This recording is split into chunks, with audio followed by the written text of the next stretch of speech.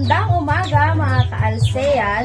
This is Angeline Aquedo and welcome to my vlog. Ang iba-vlog ko for today's video, day in the life of an ALS learner. Wow! O diba? Sana all. Ako lang naman ang aking routine sa araw na ito bilang ALS learner. Tama ang narinig nyo, kaya wag na kayong maging kontrabida. Karir ko na ito. Pagbigyan nyo na ako. Ngayon lang to. Pang hinihintay nyo, kaya tara na.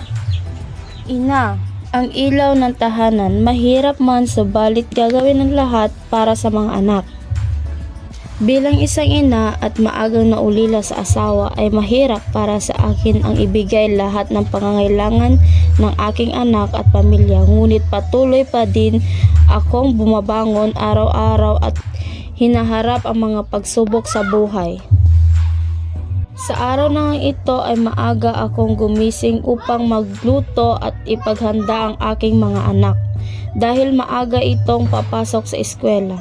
Bilang isang ina, dapat lang nasiguraduhin nating pumapasok ang ating mga anak. Pagkatapos ko nga na maihatid ang aking mga anak sa school, kanina ay agad na akong umuwi para maglinis sa bahay. At mga 9 na nga nung makabalik ako sa bahay nang biglang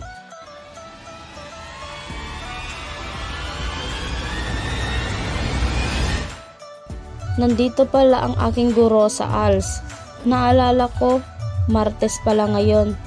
At ito ang nakatakdang araw at oras para sa pagkuha ng aking modules.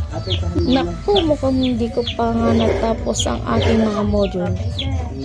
At dyan nga guys ay ipinaliwanag ko kay sir kung bakit di ko natapos ang module ko at iyon nga ay naintindihan naman ni sir. At tinanong ko din siya sa mga hindi ko naintindihan sa modules at agad naman niya itong pinaliwanag.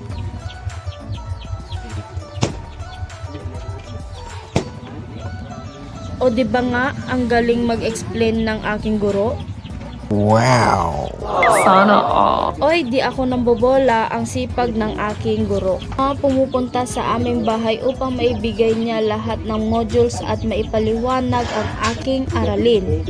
Diyan nga guys, ay nagpapaalam na si sir sa akin at kailangan niya nang pumunta sa mga ibang estudyante niya na ALS na nagmo-modular.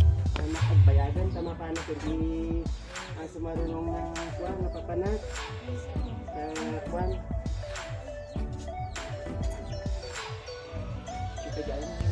Modular nga pala ang pinili ko dahil sa dami ng aking ginagawa gampanin sa bahay at walang oras na pumunta sa face-to-face sa CLC ng ALS. Ito nga at nag-iwan ulit si sir ng mga modules. Kaya ko kaya yung tapusin lahat? Kakayanin ko yan guys para sa aking pangarap at sa aking edukasyon. Gusto ko kasing mag-abroad at para maibigay ko ang pangangailangan ng aking pamilya kaya ipagpapatuloy ko ang aking pag-aaral. Makahanap ng mas magandang trabaho lalo na ngayon at ako na lang mag-isa ang bumubuhay sa aking mga anak. Yan na nga guys, nagpe-prepare ako ng pananghalian at naghugas na din ako ng mga plato. May maliit na tindahan pala ako guys. Ito ang aking pinagkakabalahan at pinagukunan ng aming pangangailangan. Nagmo-modules ako kapag walang bumibili sa aking tindahan o kaya habang ako ay nagbabantay. Multitasking ang ginagawa ko. Kailangan ko kasing pagsabayin lahat kasi sigurado akong mamayang hapon na naman ay madami akong gagawin. Mahirap mag-modules guys, pero kailangan nating paghirapan para sa ganon ay makapagtapos tayo sa pag-aaral. Pala guys na pagsabayin lahat, ang pagiging isang ina, paghahanap buhay at pag-aaral pero naniniwala ako na may hangganan din ang lahat ng mga ito. At balang araw ay makakapagtapos din ako at makakahanap ng magandang trabaho at maibigay ko ang lahat ng pangangailangan ng aking mga anak kahit na ako ay mag-isa. Wow! Yan nga ang aking vlog, A Day in the Life of an ALS Learner. Maraming salamat po sa pag-view at pag-follow.